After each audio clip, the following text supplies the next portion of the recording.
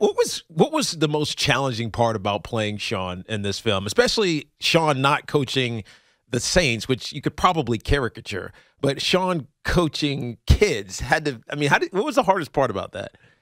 Well, that was it. I mean, it's that that knocking down of going and having to coach at a different level with the same intensity, and we're kind of pull back on that intensity and realize what it's really about. But the hardest thing was his accent, by the way. I can't, and I told him, I go, where are you from? You know, he's from all over the place. He admitted, he goes, I bounce in and out of my accent. So I look pretty bad accent wise with what I'm doing with him. But he said it's fine. It was good because that's what he does. You know, there's no really pinpointing of how he sounds. It was difficult, but he's great with the kids, man. He motivates. You know, it's the same thing. It's just bringing it on a different level, different scale, and just kind of really focusing in on what's important. It was the greatest season of his life. It was just a lot of fun. Yeah, it inspired me, by the way. I went out and did I'm not kidding. I did a play with my kids.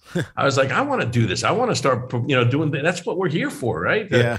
Help our children, and so it was great. Yeah, as jacked up of a situation as that was with Roger Goodell handing that down, and I remember it in real time. Yeah. It was just nonsense. I mean, everybody did something like that in the NFL, so the fact that they came down that hard was ridiculous. But it was a blessing in disguise. I know for a fact head coaches don't see their families. It is what it is. It's busy. It's long hours. It's things get neglected. You know, when you had conversations with Sean and he reflected back on that moment, those years in his life that he kind of missed, and then having the chance, what was his response to it? You know, because this movie captures it in a way.